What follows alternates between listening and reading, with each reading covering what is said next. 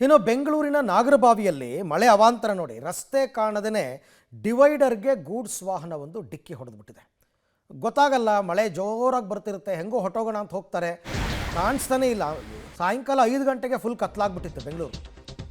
ಮಳೆ ಅವಾಂತರದಿಂದ ರಸ್ತೆ ಕಾಣದೆ ಡಿವೈಡರ್ಗೆ ಗೂಡ್ಸ್ ವಾಹನ ಡಿಕ್ಕಿ ಹೊಡೆದಿದೆ. ನಗರದ ನಾಗರಬಾವಿ ಸರ್ಕಲ್ ಬಳಿ ನಡೆದಿರ್ತಕ್ಕಂಥ ಘಟನೆ ಇದು. ಈ ಡಿಕ್ಕಿ ಹೊಡೆದ ರಭಸಕ್ಕೆ ಡಿವೈಡರೇ ಜಖಮಾಗ್ಬಿಟ್ಟಿದೆ. ಆದರೆ ಅದೃಷ್ಟವಶಾತ್ ಯಾವುದೇ ಪ್ರಾಣಾಪಾಯ ಸಂಭವಿಸಿಲ್ಲ. ಆಮೇಲೆ ಅಲ್ಲೊಬ್ಬ ಬೈಕ್ ಸವಾರ ಕೂಡ ಸ್ಕಿಡ್ ಆಗಿ ಬಿದ್ದಿದ್ದಾನೆ.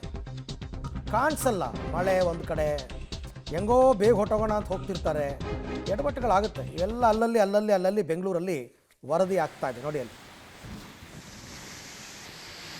ಆತ ನೆಟ್ಟಿಗೆ ರೋಡಲ್ಲಿ ಹೋಗ್ತಾ ಇದ್ದವನು ರೋಡೇ ಕಾಣ್ದೇನೆ ರೈಟಿಗೆ ತಿರುಗಿಸ್ಬಿಟ್ಟು ಡಿವೈಡರ್ಗೆ ಹೋಗಿ ಬಿದ್ದಿರೋದು.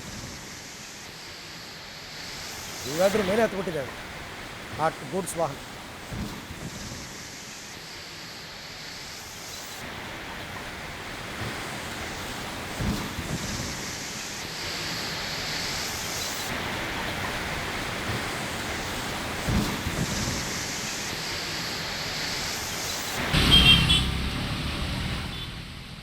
ಓಕೆ, ಒಂದು ಕಡೆ ಬೆಂಗಳೂರಿನ ಮಳೆ ಅವಾಂತರದ ದೃಶ್ಯಗಳನ್ನ ತಾವು ನೋಡ್ತಾ ಇದ್ದೀರ.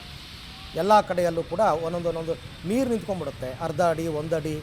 ಅದರ ನಡುವಿನಲ್ಲೇ ವಾಹನ ಸವಾರರು ಹೋಗ್ತಾರೆ, ಎಡವಟ್ಟುಗಳಾಗುತ್ತೆ.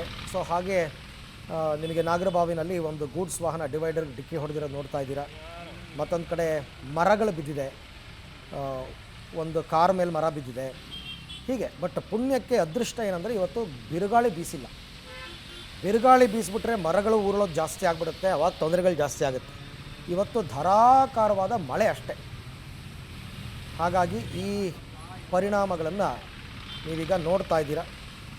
ಇನ್ನೂ ಮಳೆಗಾಲ ಆರಂಭ ಆಗಿಲ್ಲ, ಇದು ಪೂರ್ವ ಮುಂಗಾರಿನ ಲೆಕ್ಕಾಚಾರ. ಬಟ್ ಬೇರೆ ಬೇರೆ ಜಿಲ್ಲೆಗಳಲ್ಲಂತೂ ಜನ ನಲುಗೋಗ್ಬಿಟ್ಟಿದ್ದಾರೆ, ಬೆಳೆ ಕಳ್ಕೊಂಡು. ಹಂಗಾಗಿದೆ.